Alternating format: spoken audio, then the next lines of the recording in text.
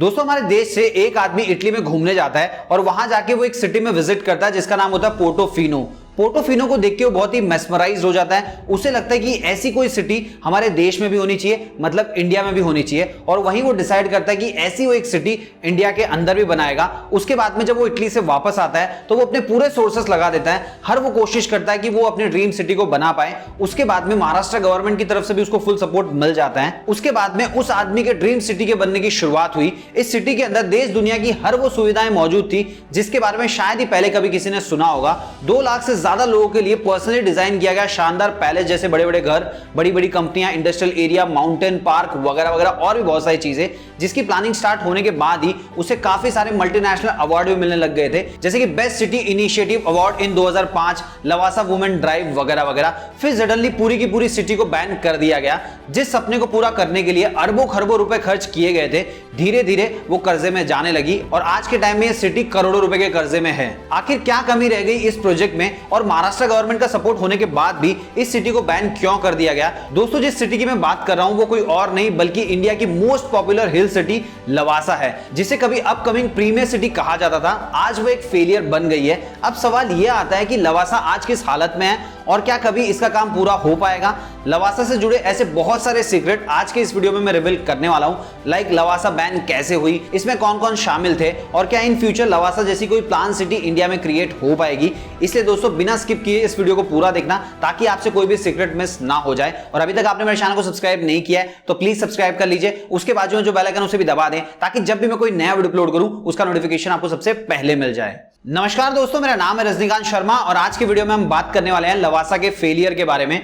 दोस्तों लवासा के फेलियर के बारे में जानने से पहले हमको लवासा की हिस्ट्री और उसके क्रिएटर के बारे में जानना होगा।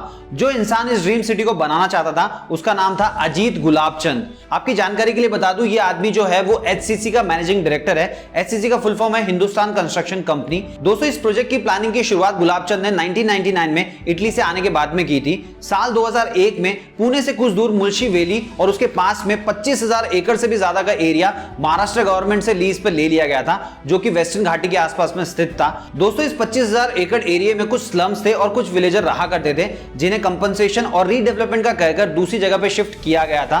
सब कुछ सेट हो जाने के बाद में गुलाबचंद ने इस प्रोजेक्ट को फाइनली स्ट्रॉन्ग करने के लिए इन्वेस्टर ढूंढना स्टार्ट कर दिया। सिटी का आइडिया और कंस्ट्रक्शन प्लान को सुनते ही 1000 से भी ज्यादा बैंकर्स और इन्वेस्टर इसमें इन्वेस्ट करने के लिए तैयार हो गए, जिसके बाद में ये काम काफी तेजी से आगे बढ़ने लगा। एरिया बड़ा होने के कारण अजीत गुलाबचंद ने इस काम को 4 स्टेजेस में बांट दिया था। According to Gulabchand first stage का काम 2010 तक पूरा हो जाने वाला था, जिसके थ्रू लवासा में 1000 विला और 500 अपार्टमेंट बनकर तैयार हो जाने वाले थे। वहीं सेकंड स्टेज का काम 2011 से लेकर 2014 तक चलने वाला था, जिसमें कुछ एक्सपेरिमेंट और भी किए जाने वाले थे, जिनके बारे में मैं आपको इन चारों स्टेजेस को डिस्कस करने के बाद में बताऊंगा। इसलिए दोस्तों वीडियो को बिल्कुल भी मिस मत कीजिएगा।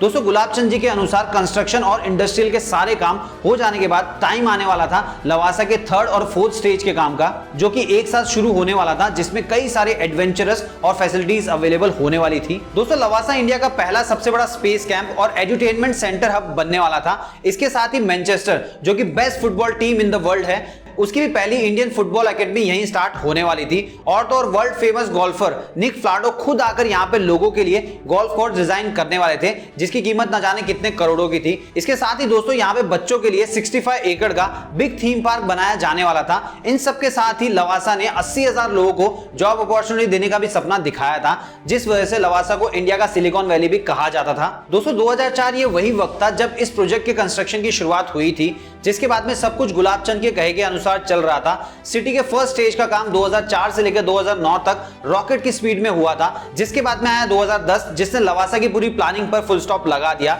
देखते देखते काम रुकने लगा। फिर सडनली रॉकेट की स्पीड से भागने वाली सिटी का काम पंक्चर टायर की गाड़ी जैसे अटक अटक के चलने लगा। आई नो दोस्तों, अब आप में से बहुत सारे लोग सोच रहे होंगे जब सब कुछ ओके ओके चल रहा था फिर अचानक ऐसा क्या हुआ। तो दोस्तों इन्हीं सारे सवालों के जवाब ढूंढने के लिए हमने लवासा के ऊपर एक केस स्टडी तैयार की है, जिसके थ्रू 4 ऐसे रीजन और कमियों के बारे में हमें पता चला जिसकी वजह से लवासा डूब गई। अब क्या थे वो चारों रीजंस, आइए अब मैं आपको बता देता हूं। पहला रीजन था प्रॉपर पेपर वर्क ना होना। देखिए दोस्तों, लवासा सिटी बनाने के लिए जो साइट चूज की गई थी वो सह्याद्री हिल्स में आती थी और ये सह्याद्री हिल्स की जो साइट है वो यूनेस्को से प्रोटेक्टेड है। और मैं आपको एक चीज बताना चाहूंगा, यूनेस्को से प्रोटेक्टेड जो भी साइट्स होती है उनके अंदर अगर एक पेड़ भी कट करना होता है तो हजारों परमिशन लेनी पड़ती है, लेकिन यहां तो पूरी की पूरी सिटी बनाई जा रही थी और एक भी परमिशन नहीं ली गई थी। अब हो सकता है आप में से कुछ लोगों के मन में ख्याल आ रहा होगा कि जब महाराष्ट्र गवर्नमेंट का सपोर्ट था तो परमिशन कैसे नहीं ली गई। तो मैं आपको बताना चाहूंगा, ये जो भी प्रोटेक्टेड साइट होती है इनके अंदर स्टेट गवर्नमेंट का नहीं, सेंट्रल गवर्नमेंट की परमिशन लेनी पड़ती है। दूसरा रीजन, स्पेशल प्लानिंग अथॉरिटी का दर्जा दिया जाना।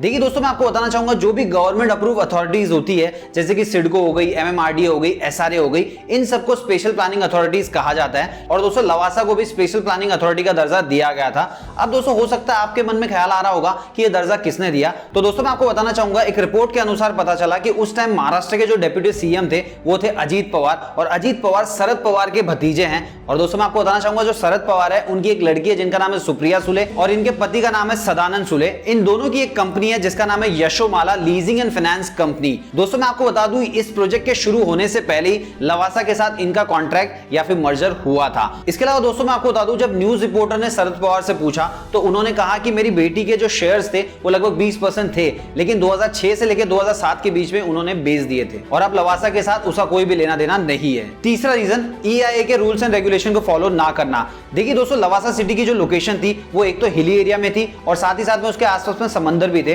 तो यहाँ पे क्या होता है, 2 माले से ज्यादा बड़ी बिल्डिंग नहीं बनाई जा सकती, लेकिन इनकी जितनी भी बिल्डिंग बन रही थी वो 2 माले के ऊपर ही थी। 6 माले के, 7 माले के, उससे भी बड़े बड़े टावर बनाए जा रहे थे। चौथा रीजन, वाटर डैम ना बनाना और कंपनसेशन के पैसे खा जाना। देखिए दोस्तों, ये जो लवासा सिटी जहां पे बन रही थी वहां पे कुछ कस्बे थे, तो इन्होंने ये कहा था कि जितने भी कस्बे इनका हम विकास करेंगे, यहाँ पे जो रहने वाले लोग हैं उनको जॉब मिलेगी। तो गवर्नमेंट ने इनको कहा कि अगर आप इतनी बड़ी सिटी बना ही रहे हैं तो यहाँ पे पानी की प्रॉब्लम है, तो आप एक डैम भी बना दीजिए। तो इनको डैम बनाने की परमिशन मिल गई। अब दोस्तों जहां पे वाटर डैम बनाने की परमिशन मिली थी वहां पे इन्होंने वाटर डैम बनाया नहीं, बल्कि वहां पे कमर्शियल एरिया और इंडस्ट्रियल बिल्डिंग बनाई। मैं आपको एक चीज बताना चाहूंगा, जहां पे भी वाटर के रिसोर्सेस होते हैं उसके 50 मीटर की दूरी पे आप कोई भी इंडस्ट्रियल एरिया या कमर्शियल एरिया नहीं बना सकते। देखिए दोस्तों, अगर वाटर डैम बनाने की परमिशन दी गई है मतलब आसपास में वाटर के रिसोर्सेस थे, तो इन्होंने ये गलती भी की थी। इसके अलावा वहां पे जो लोग भी रहते थे, जैसे कि मैंने आपको बताया था, वहां पे स्लम्स थे, वहां पे विलेजर रहते थे, तो उनको भी मॉनेटरी कंपनसेशन मिलने वाला था, वो भी नहीं दिया गया। तो दोस्तों ये भी चौथा कारण बना इनके बंद हो जाने का। इसके अलावा दोस्तों और भी बहुत सारे कारण थे, लेकिन ये 4 मेजर रीजन थे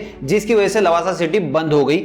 इसके अलावा दोस्तों मैं आपको बताना चाहूंगा, अभी हाल फिलहाल में भी लवासा सिटी को ऑपरेट किया जाता है और HCC कंपनी ऑपरेट कर रही है। लेकिन दोस्तों इस कंपनी के ऊपर इतना कर्जा हो चुका है कि आने वाले नवंबर और दिसंबर में ये कंपनी लवासा सिटी की बागडोर किसी और कंपनी के हाथ में दे देगी थ्रू ऑक्शन, मतलब नीलामी की जाएगी। जो कंपनी ज्यादा पैसे देगी उसके हाथ में लवासा सिटी की बागडोर आ जाएगी। उम्मीद है दोस्तों आपको ये वीडियो पसंद आया होगा। अगर वीडियो पसंद आया तो वीडियो को लाइक कीजिए। आपके मन में कोई भी डाउट है तो प्लीज कमेंट बॉक्स में लिख के पूछिए, मैं इसका जवाब जरूर दूंगा। और अभी तक आपने मेरे चैनल को सब्सक्राइब नहीं किया है तो प्लीज सब्सक्राइब कर लीजिए। उसके बाजू में जो बेल आइकन उसे भी दबा दें ताकि जब भी मैं कोई नया वीडियो अपलोड करूं उसका नोटिफिकेशन आपको सबसे पहले मिल जाए। तो मिलते हैं दोस्तों अगले वीडियो में फिर एक नई कहानी के साथ।